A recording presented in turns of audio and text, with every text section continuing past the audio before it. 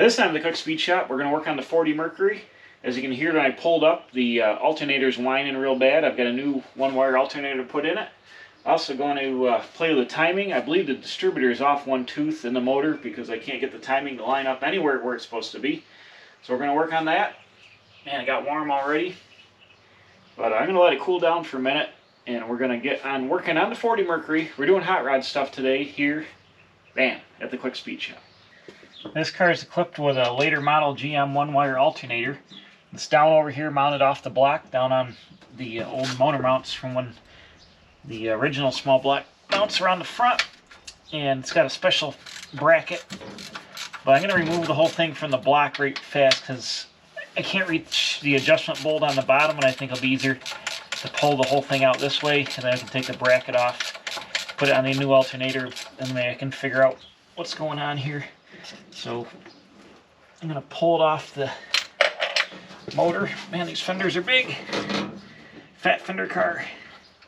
So we got bolts going right into the front of the block here. That's a spacer. Is that going to fall out? No. So let me get it right out of the way.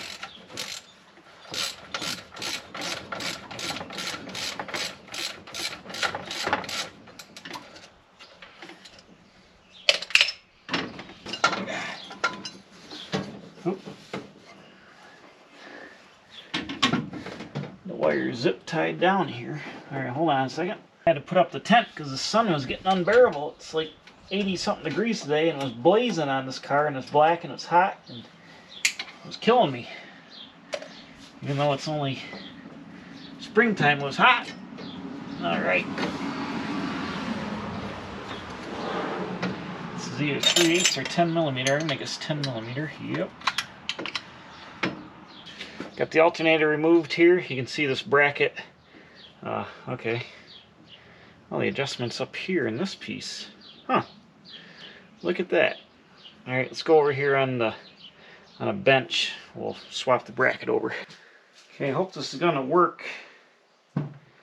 This is like a big GM style alternator. This is a one-wire alternator, but it's a little bit smaller. Hopefully it's got the same Chevy bolt action. Yeah, I think it does. But I see one problem already. The pulley is a lot bigger on the existing alternator than it is on this one. I wonder if they'll swap, right? I'll probably just have to get a different length belt because this pulley is a little bit bigger diameter than this one. The belt will go in deeper. We might be able to use the adjuster, and the paint's coming right off this thing. So I got to unbolt the adjuster here, and then we'll see if it bolts on the top. This thing's going to come right apart once I get it loosened up. I got a feeling. Holy crap! That's on there. Dang! Got it. Oh. Alright.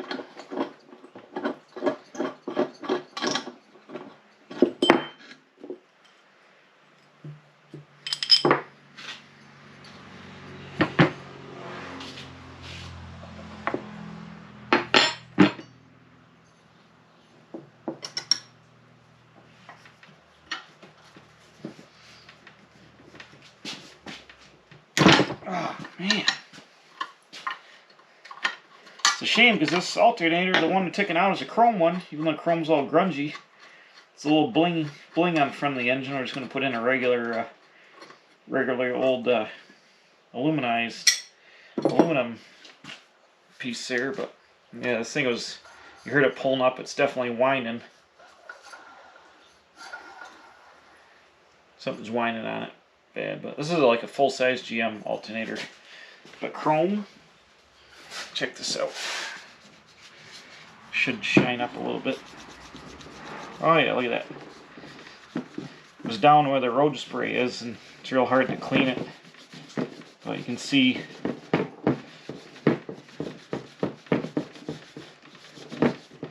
that it is chrome there once it gets cleaned up. Alright, now here's a question. Should I take the time to clean all the bracketry since all the paint's coming right off it? Repaint it, and that's going to impact my time putting things back together, but it would look a little bit nicer.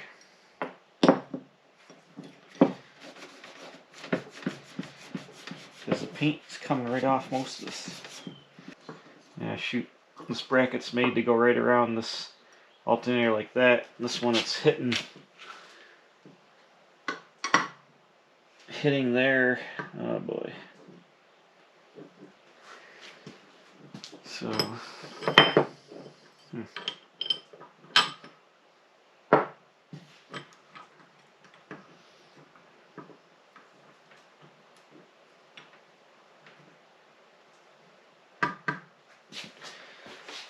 that's definitely not going to work like that.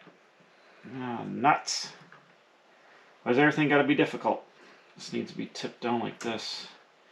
I need to have to modify this to work. I might have to make a new sleeve for the inside. I'll have to make another sleeve that length. These two ones are going to be too short because they got the part that goes inside, but put that right out there like that. That should that should line up and work like that. There we go. That'll work. Bam. Well, this kind of escalated quickly. I put the alternator in the car just to make sure everything was going before I painted the brackets. And the way the adjuster works, the way that alternator is laid out, just a little bit different. The adjuster hits the harmonic balancer when you try to adjust it to get the belt tight. So I found I can reuse that belt even though the pulley's smaller. I can clock the bracket up towards the engine, the top of the engine some. That'll allow the belt tensioner to work better, and it picks the alternator up just a little bit away from the frame and gives me some more tension. So I'm making a new bracket to go on the inner part. This is a little bit thicker plate than what this is made out of, like barely, but I'm making a new bracket. So if we have the alternator mount up top here, you can see where see where the upper hole matches up, but then the lower hole is clocked out. So it's taking the mount on the engine and clocking it up like that. So I've drilled the holes in it, and I'm just going to take the Sawzall and like roughly cut it out and then address it with a grinder. I was going to just cut the piece off here and move the eyelet outside and weld it together, but it's going to be a lot stronger to make it out of one piece of plate. That way, if there's a lot of force on the alternator jiggling around, and with the belt tension, it could crack a weld and have it break and fail. So it's better to make it out of one plate. So I had this triangle piece of scrap I got out of the cutoff bin that I laid it out on. So I'm just going to saw it out with a Sawzall.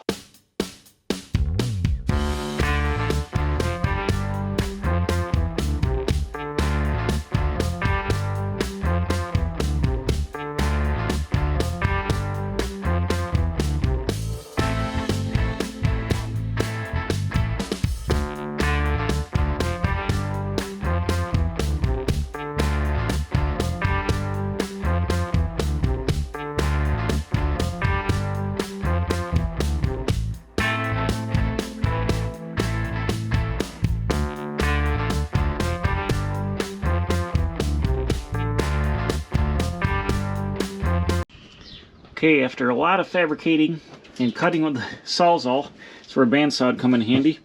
I've made a new mount that mimics the old one, but it's a little bit fatter, and I've moved the adjuster for the belt tensioner down here into the bracket itself, but everything works good. It's not tight right now. It's got a little bit of slop in it because I just got it finger tight, but I cranked the alternator up at an angle there close to the block, so it's actually a lot farther away from the frame. I used to kind of rub the frame before, and everything seems to fit. The adjustment works good. Let's see if I can pull it so you can pull it out tight and adjust it, and it's going to work awesome. So I'm just going to hit it with some paint now right quick, and we can bolt the alternator in.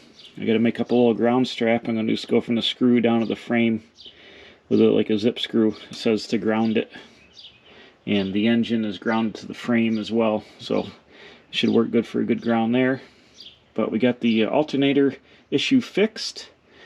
Next, while the paint's drying, I'm going to go and we're going to spin this thing over here to put the balancer on 0. And see number 1's pointing over here on the distributor. I believe it's about I believe it's one tooth out, because I tried adjusting the timing. The car surges when you're cruising a lot, like real surgy, and I put a timing light on it, and the timing was way off. I couldn't adjust the distributor enough. The vacuum advance hits the firewall, it's got to go back more, so I've got to take it out, and I'm going to turn the distributor one tooth and set it back in, and then that will allow me to do it. I had to take the vacuum advance off. It was like super surgy, so I'm pretty sure it's out of time by one tooth. So it's probably all why it's running warm. It's probably retarded, I'm going to guess, because it starts very easily. So I think it's retarded. The timing's retarded by one tooth. I've cranked the engine over to top dead center. I'm going to pop the cap real fast and see if we're 180 out or if we're actually on number 1 there. I think this has Pertronics ignition in it. It's not points. Where is the hole? Whoa! It's pointing not anywhere near number 1. Let's see here.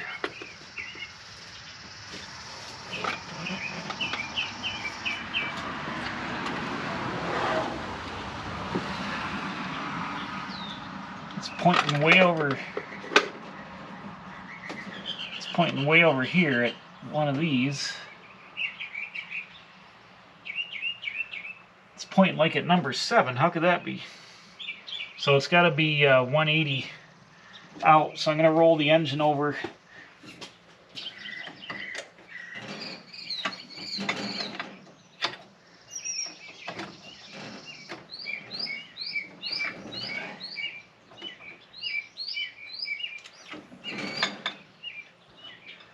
Okay. Wait a minute. There's more than one timing mark on this stupid thing.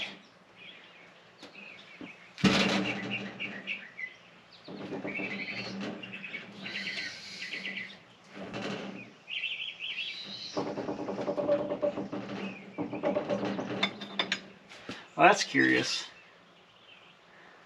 There's a mark there, which I've marked with paint.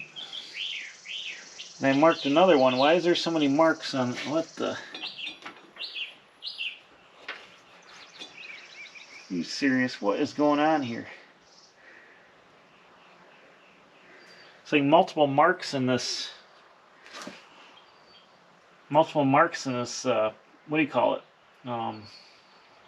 Balancer. You can't see it from where you're at, but there's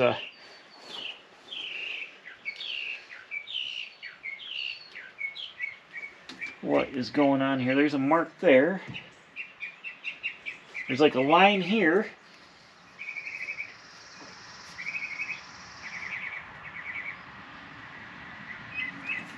There's a line over here.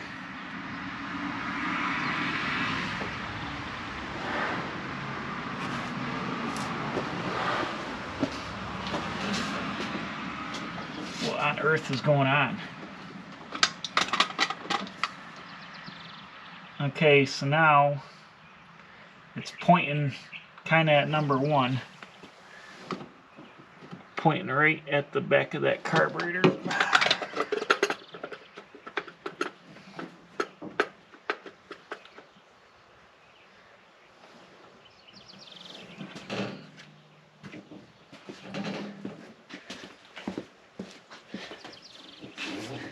Why are there so many marks on this thing? I'm very concerned about not having a proper mark on the balancer now, because there's multiple lines going across it. There should be one line that's the timing line. Why is there multiple lines on it?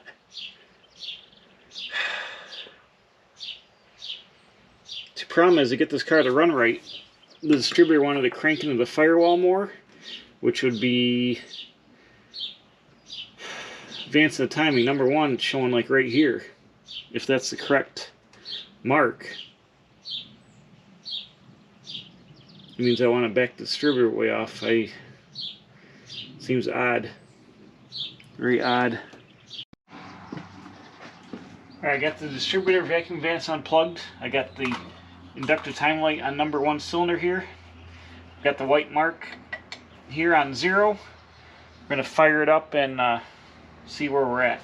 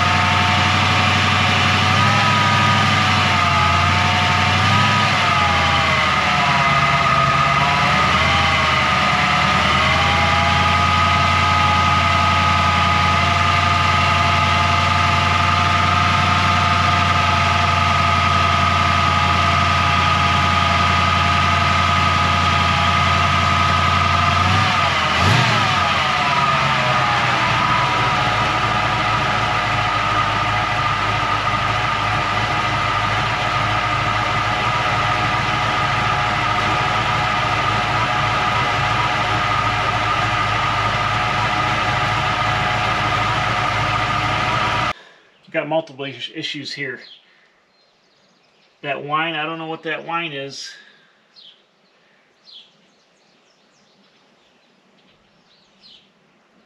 Must be the throwout bearing is whining.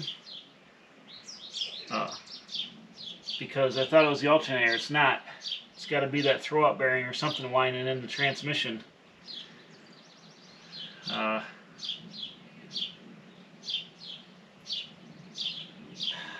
This is a nightmare. But anyways, the mark that I got marked here is not the correct one apparently.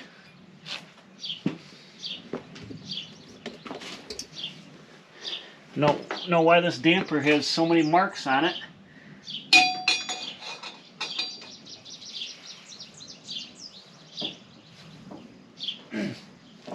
Come on. This is ridiculous. I marked it 2 arrows to know that one. The engine got super hot immediately. I don't know why I did that either, but got multiple issues. This thing. This is a freaking nightmare. This car's been a nightmare. I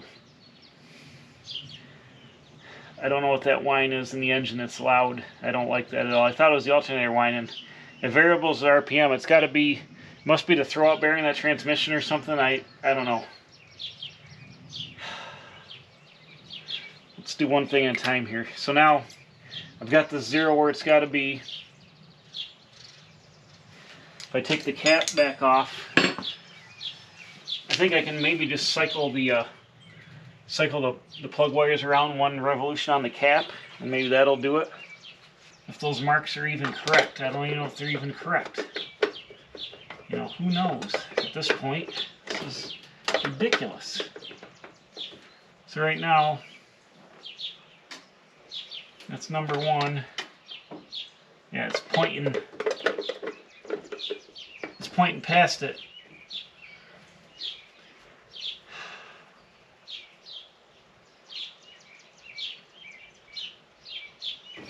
It's pointing over here, but you can't see. It's pointing close to number 8, so it's got to come back.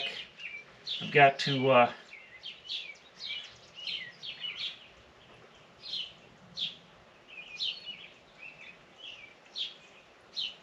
to either move the plug wires all around one shot, or take the distributor out and clock it one way. I don't know which is going to be easier. Okay, cycled the wires around 1 revolution.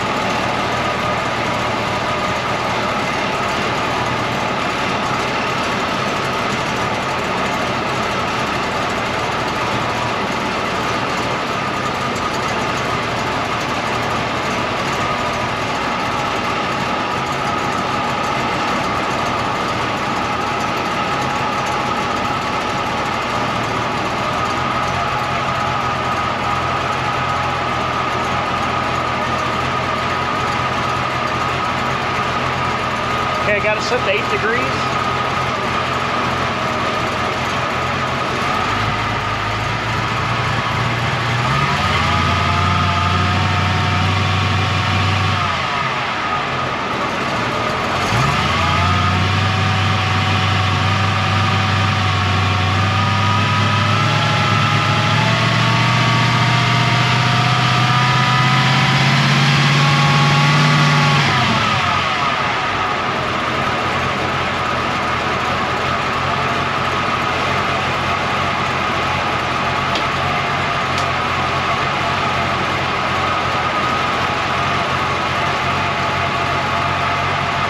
I don't know why this thing's going nuclear.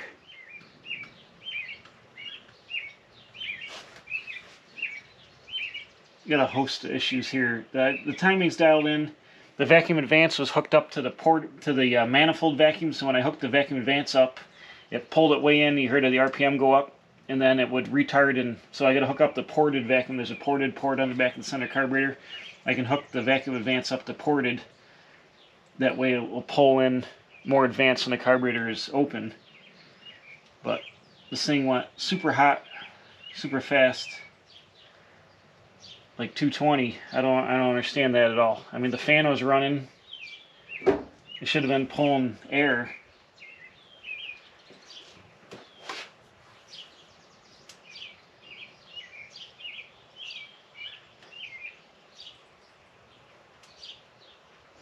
Yeah, maybe the thermostat's stuck, because the lower hose is ice cold. It's not pumping any, it's not moving any coolant.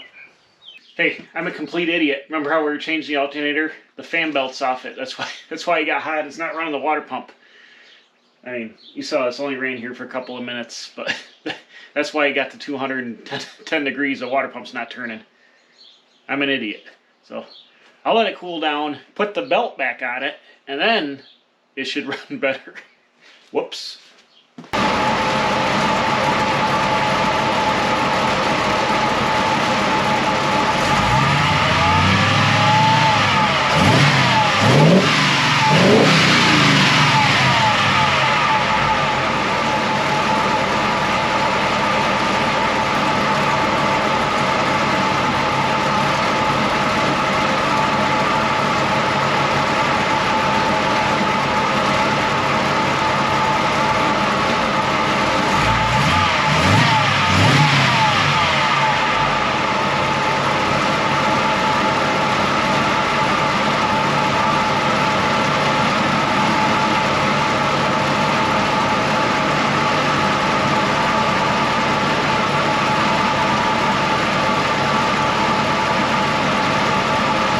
Well, what did we learn today?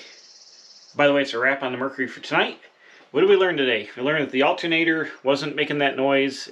When I drove it now this time, since I tuned the engine up, it's got to be either the pilot bushing or the throw-out bearing whining in the transmission, or something in the transmission actually, because it varies when I push the clutch in, but it spins with the engine, so it's got to be something in the bell housing. I thought it just came on last year, so I figured it was probably something in the, it sounded to me like it was the alternator, but the engine's so loud it's hard to tell.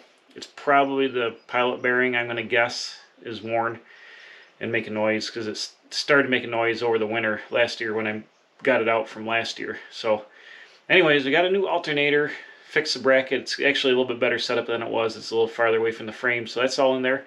Tuned the engine up, got the timing back where it's got to be. Once I figured out that mark, which I've marked with big arrows now on the harmonic balancer, got the timing set. Is that set at 8 degrees? I went and I plumbed the vacuum line into ported vacuums. Now it's got the correct vacuum for the vacuum advance.